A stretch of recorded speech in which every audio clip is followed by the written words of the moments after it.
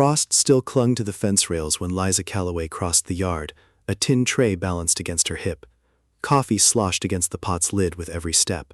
Somewhere behind her, a rooster called out, and the ranch stirred awake the way it always did, slow and without ceremony.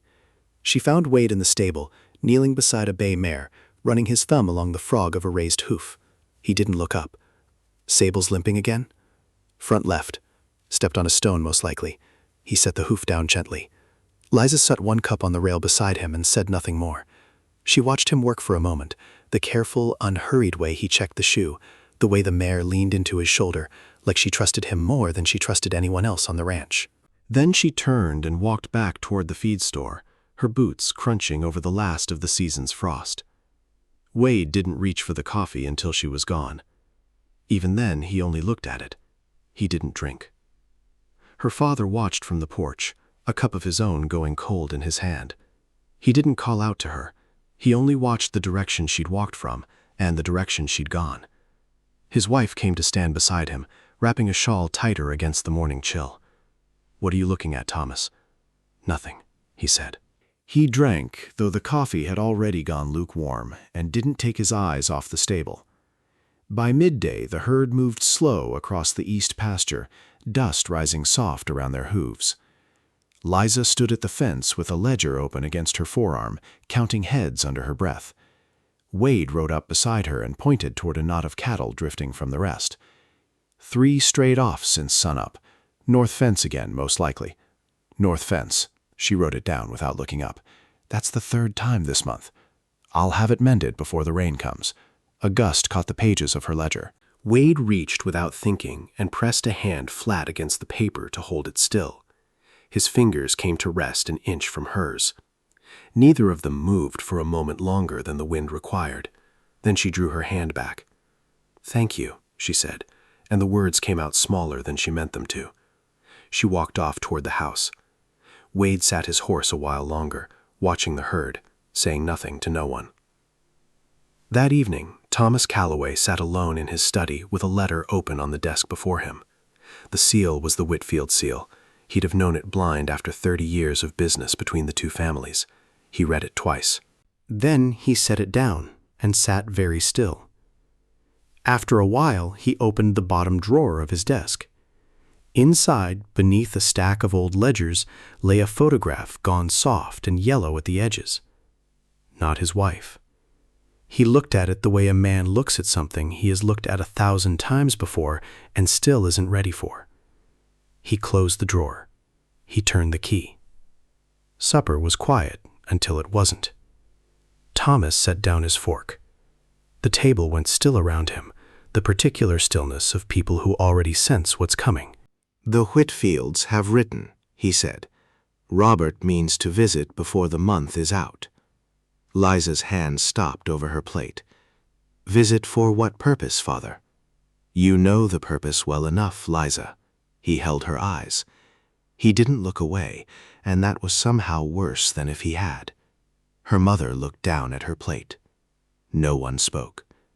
Outside the window, the last of the sunset lay red across the pasture, and far off, small against all that color, Wade was leading the horses in for the night, unaware, still, of anything at all. Later, Liza stood at her window looking out toward the stable. A lamp still burned inside. Wade hadn't turned in yet. Below, on the fence rail where she'd left it that morning, the coffee sat untouched, long gone cold. Summer came on hard that year. The grass browned early, and the well ran lower than anyone liked to say out loud. Liza still brought the coffee every morning. She told herself it was habit, nothing more, the kind of thing a person keeps doing long after the reason for it has changed shape. Some mornings she still set the cup down and walked on. Other mornings she didn't. It was the 2nd week of June the first time she stayed. Wade was mending a bridle by the stable door. The leather worked soft between his hands. Liza set the cup on the rail, the way she always did, and then, instead of turning, she leaned back against the post beside him. Neither of them spoke for a while. The only sound was the needle pulling through leather, and somewhere off, a mockingbird working through its whole repertoire twice over. "You're not riding out today?" Wade asked, not looking up. "Later." She wrapped both hands around her own cup. "Robert's coming Thursday. Father wants the house looking presentable before then." Wade's hands went still on the bridle for half a second. Then they moved again. "Presentable," he said. Nothing more. Liza watched him work. She didn't ask what he meant by the way he'd said it. She thought she already knew. By July, she was staying most mornings, and he'd take it without comment, and they'd stand at the rail while the horses ate, talking about small things. The state of the north fence. A cow that had gone off her feet. Nothing that mattered, and everything that did. One morning, she caught him watching her instead of the horses. He looked away fast, back to the water trough, jaw set. "Something wrong?" she asked. "No, ma'am." He hadn't called her that in months. It landed between them like a closed door. He started finding reasons not to be there. Some mornings the coffee sat on the rail and went cold before anyone came to drink it, because Wade had ridden out early to check the herd, or claimed work at the far pasture that hadn't needed doing the week before. Liza noticed. She said nothing. She kept bringing the coffee anyway, some mornings drinking hers alone at the rail, watching the empty stable door, before she gave up and went back to the house. She didn't ask him why. She had a feeling that if she asked, he'd have an answer ready, and it would be a reasonable one, and it would be a lie. Robert Whitfield came and went twice that summer, each visit shorter than the last conversation required. He was polite. He asked about the herd, about her father's health, about nothing that mattered to either of them. He never once asked what she thought about anything. After his second visit, her father found her on the porch, watching the Whitfield carriage disappear down the drive. "He's a decent man," Thomas said. "I know. That's not nothing, Liza." She didn't answer. Below, near the stable, Wade was leading a horse out to pasture, careful not to look toward the house. The betrothal was announced at the end of August, at a supper her father had arranged with the Whitfields present, as if making it public in front of witnesses might make it more real, or make her more willing. Her father raised his glass. Robert smiled, easy and unbothered, the way a man smiles when he has never once had to fight for anything he wanted. Liza smiled too, because there was nothing else to do at a table full of people watching to see if she would. The wedding was set for the first frost. That night she walked out to the stable, later than she should have, past the hour when anyone would think to look for her there. Wade was still up, working by lamplight, though there was nothing left that truly needed doing. She stood in the doorway. He didn't turn around. "First frost," she said. "That's what they've decided." His hand stopped on the leather in front of him. For a long moment, he said nothing at all. "Congratulations," he said finally, and the word came out rough, like it cost him something to say. She waited for more. There wasn't any more. He kept his back to her, and after a while, she left him to it. September brought the first cool mornings, the kind that made the coffee steam longer before it cooled. It should have felt like relief after the hard summer. It didn't. Thomas Callaway had taken to watching the stable from his study window instead of the porch. He told himself it was habit, a man keeping an eye on his property. He knew better most mornings, and chose not to know it anyway. He confronted her on a Tuesday, in the study, with the door closed. "How long?" he said. A demand dressed as one. Liza didn't pretend not to understand. "Does it matter?" "It matters a great deal. You're promised to Robert Whitfield." "I'm promised to a contract, father, not a man." He flinched at that, though he tried not to let it show. He walked to the window, looked out toward the stable the way he had 100 mornings that summer, and for a moment he seemed to be somewhere else entirely, some other window, some other year. "You think this is the first time a Callaway has wanted something they couldn't have," he said, quiet now. "It isn't." Liza waited. She'd never heard her father speak like that, like a man circling something he wasn't ready to name. He didn't finish it. He turned back to her. and whatever door had cracked open a moment ago swung shut again. "The wedding stands," he said, "and you will stop whatever this is with Wade. Today. Or what?" Or he'll find work on another ranch, far from this one. It wasn't a threat he'd meant to make until the moment he made it. She could see that much in his face, but he didn't take it back. 2 weeks later, a different letter arrived, this one with no ceremony to it at all, delivered by a rider who didn't stay for coffee. Thomas read it standing up in the front hall, still in his coat. Randall Whitfield had heard things about the ranch's books, about a bad season 2 years back that had never quite been recovered from, a loan taken quietly and never quite repaid down to nothing. Word traveled, even word a man tried hard to keep contained. The letter didn't say the engagement was off. It said, in the careful language of men who did business together for 30 years, that certain assurances would need to be made before the wedding could proceed as planned. Thomas sat down heavily in the front hall, the letter still in his hand, and did not move for a long while. He told Liza that evening, because there was no version of the truth that could stay hidden in a house that size for long. "If the Whitfields pull out," he said, "the bank calls the loan. If the bank calls the loan, we lose the herd. Enough of it that we can't run this place the way it's run now." "And the men?" He didn't answer right away. That was answer enough. 40 families work this land, Liza, not just ours. She sat across from him, and for the first time in months she saw something in his face that wasn't anger and wasn't disappointment.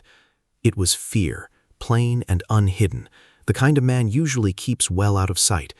"I need this wedding," he said, "not for pride, for all of it." She found Wade by the north fence the next morning, the one that never seemed to hold for long, no matter how many times it was mended. He was working alone, sleeves pushed up, sweat already at his collar, though the day had barely started. She told him everything. The letter, the loan, the 40 families whose names she'd known her whole life without ever once thinking about what those names depended on. Wade listened without stopping his work, hammering a post steady into the ground until she'd said all of it. "When's the bank need its answer?" he asked. 3 weeks. Before the wedding. He drove the post the rest of the way down with one final blow, then straightened, wiping his hands on his trousers. "Then we've got 3 weeks," he said. It was the first time he'd said "we" since summer. She noticed it. She didn't say so. They met before sunrise, when the only witnesses were the horses and the cold. Liza brought her ledgers. Wade brought nothing but what he carried in his head. Every acre of that ranch, every head of cattle, every hand who worked it, all of it committed to memory the way other men committed scripture. "The bank wants proof the herd's worth more than the books show," she said, spreading the ledger open on a hay bale between them. "Proof we can run this place profitably, not just numbers, something they can see. Then we show them." Wade crouched down, picked up a stick, drew a rough map in the dirt without thinking twice about it. The north pasture, the creek line, the far grazing ground nobody in the family had walked in years. "There's grass out here your father stopped using after the bad season. Good grass." Wasted. Why'd he stop? Didn't have the hands to manage it. Didn't trust anyone to. She looked at the map, then at him. "Do you trust the men who work here?" "Every one of them." It wasn't boasting. It was simply true, and she believed it the moment he said it, the way she hadn't quite believed her father's numbers in weeks. For the better part of 2 weeks, they worked the ranch like it was theirs to save, because, in every way that mattered, it was. Wade walked the far pasture with 3 of the hands, counting grass, counting water, coming back each evening with mud on his boots and a fuller picture of what the land could carry if it were used right. Liza took what he brought her and turned it into numbers the bank would recognize. Projections, yields, a plan that looked less like hope and more like arithmetic. She started riding out with him some mornings instead of waiting at the fence. He stopped finding reasons to be elsewhere. Neither of them spoke of the wedding. There wasn't room for it in the work, and maybe that was its own kind of mercy. Thomas watched all of it from a distance he told himself was appropriate for a man overseeing his own ranch. He watched his daughter ride out at dawn with ledgers strapped to her saddle. He watched Wade explain grazing patterns to her with the patience of a man who'd rather be understood than obeyed. He watched the two of them argue over a column of figures one evening on the porch steps. Not the argument of two people falling apart, but the argument of two people building something neither could build alone. He said nothing about it. He only watched, the way a man watches something he recognizes but can't yet name. 10 days before the wedding, Wade came to her with something the ledgers alone couldn't have found. "The Far Creek," he said. "Whitfield's man mentioned once, offhand, that they've been short on grazing land themselves this year, lost half their east range to drought." Liza set down her pen. "You're saying we have something they need. I'm saying it's worth asking." It was Liza who drafted the proposal, not a plea for mercy, but a trade. Grazing rights on the Callaway Far pasture, leased to the Whitfields for a fair price, enough to cover what the loan required, and prove, on paper and in fact, that the ranch could still turn a profit worth trusting. It wasn't Wade's idea alone. It wasn't hers alone either. It was the kind of plan that only existed because two people had put different pieces on the table and let them fit. The night before the bank meeting, Thomas found his daughter still awake at the kitchen table, papers spread in front of her, a cup of coffee gone cold at her elbow. She hadn't touched it in an hour. He sat down across from her without being asked. "Whose idea was the creek?" he asked. "Wade found the opening. I built the proposal." She didn't look up from the numbers.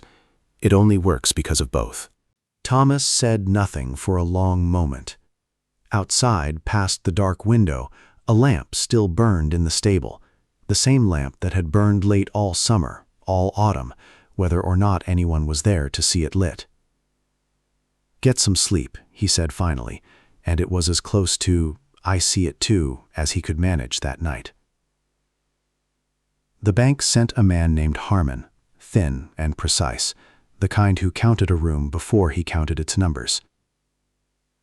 He sat at the head of the dining table with the Whitfields on one side and the Callaways on the other, as if the table itself had already decided how this would go. Thomas opened with the ledgers. Liza watched him falter twice over figures she'd checked a dozen times, and she understood, watching him, that some part of her father had already given up before he sat down. She stood before he could finish. "May I?" Robert Whitfield glanced at his father. Randall Whitfield said nothing, which in a man like that was its own kind of permission. Liza laid out the proposal herself, the grazing lease, the projected yield, the letter already drafted and signed pending only the Whitfield's word. She spoke plainly, the way Wade spoke, no more words than the facts required. When Harmon asked how the ranch intended to manage land it hadn't used in years, it was Wade who answered, standing at the back of the room where he had no real right to be, having walked in uninvited the moment he heard the meeting had started without word of how it was going. "I've walked that pasture every season for 12 years, he said. "I can tell you what it'll carry and what it won't, better than any paper can." Harmon looked between the two of them, the rancher's daughter and the ranch hand, speaking with one voice about a piece of land neither of them owned outright, and something in his expression shifted, the way a man's expression shifts when a plan he expected to reject turns out to be sound. Thomas said nothing through all of it. He watched his daughter hold a room full of men twice her age without her voice once losing its footing. He watched Wade back her at every turn, not speaking over her, only filling the gaps she left open for him. And he understood, watching them, that neither one of them could have stood in that room alone and walked out with what they walked out with. Randall Whitfield agreed to the lease before the coffee had gone cold.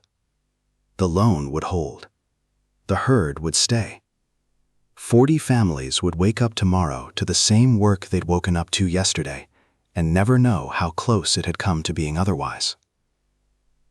Robert found her alone on the porch afterward, the house behind them still full of voices settling business that no longer needed her in the room. "You did well in there," he said. "Thank you." He studied her for a moment, the way a man studies something he's already decided about, but hasn't yet said out loud. "You didn't look at me once. The whole meeting." She opened her mouth to answer, and found she had nothing honest to offer that wouldn't wound him. "I don't think you have to," Robert said before she could try. "I've known for a while, Liza. I think I've known longer than you have. Robert, you've never once looked at me the way you looked at him when he answered that man's question." He said it without bitterness, the way a man states a fact he's made peace with. I'd rather not marry a woman who's already given her attention to someone else. Call it pride, if you like. I'd call it good sense. He left the next morning, before breakfast, with a politeness that made the whole thing harder to hold on to than anger would have. Thomas found Liza in the study that evening, alone, the ledgers finally closed for the first time in weeks. "He's ended it," Thomas said. Not a question. Yes. He sat down across from her, in the chair he'd sat in the day he'd given her his ultimatum, though neither of them mentioned that now. "You saved this ranch today," he said. "Not the lease, not the numbers. You and Wade, standing in that room like you'd built something together, because you had." Liza waited. She could see him working towards something, the same way he had the day he'd started a sentence about the first time a Callaway wanted something they couldn't have and never finished it. This time he didn't stop himself. "I was 17 the first time I loved someone my family didn't approve of," he said quietly. "I chose the ranch instead. Your mother came after, chosen for entirely different reasons, and I'll not pretend otherwise. It took me years to love her the way I do now. Years I told myself were proof the choice had been right." He looked at his hands. "I never let myself wonder what it might have been, doing it the other way around. Until I watched you do it today." Wade was in the stable when Thomas came looking for him, later than a man his age should have been out in the cold. He found him mending the same bridle he'd been mending back in June, though there was nothing left in it that truly needed fixing. Some habits outlast their reason. Thomas stood in the doorway a while before he spoke. "You did good work today," he said. "In that room. Liza did the work, I just backed her up. That's not what I saw." Wade set the bridle down. He didn't know what to do with his hands, so he left them empty on his knees and waited, the way a man waits when he suspects a conversation is about to become one he didn't ask for. Thomas came further into the stable, running a hand along the flank of the nearest horse without really seeing it. "When I was young," he said, "there was a girl. Before Liza's mother. Before any of this." He gestured vaguely at the whole ranch around them, as if it were both the thing he'd built and the thing that had cost him something. "My father needed the marriage to your grandfather's people. Land, mostly. I did what was asked." He paused. "I never told my wife the whole of it." She knows there was someone. She doesn't know I still wonder, some nights, what it might have looked like, choosing different. Wade said nothing. It didn't feel like a silence that needed filling. "I raised my daughter to make the choice I made," Thomas said. "Told myself it was wisdom. Some of it was.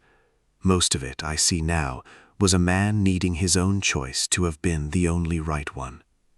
He reached into his coat and drew out something small, wrapped in a handkerchief gone soft with age. He held it out. Wade took it carefully, the way a man takes something he understands to be worth more than its size suggests. He unfolded the cloth. Inside was a pocket watch, plain, the kind a working man might carry, not the kind Thomas Callaway wore now. "My father gave me a watch like the one I wear today, the day I married for land," Thomas said. "This one was mine before that. I stopped carrying it the week of the wedding, felt it didn't suit the man I was becoming." He closed Wade's hand around it. "I'd like it to belong to someone who never has to make that choice." Wade turned the watch over once in his palm, the metal cool and worn smooth by another man's thumb. Decades of it. "Sir, you don't need to say anything." Thomas was already turning for the door, his voice gruff in a way that asked not to be examined too closely. "Take care of the ranch. And take care of her, in whichever order that needs doing."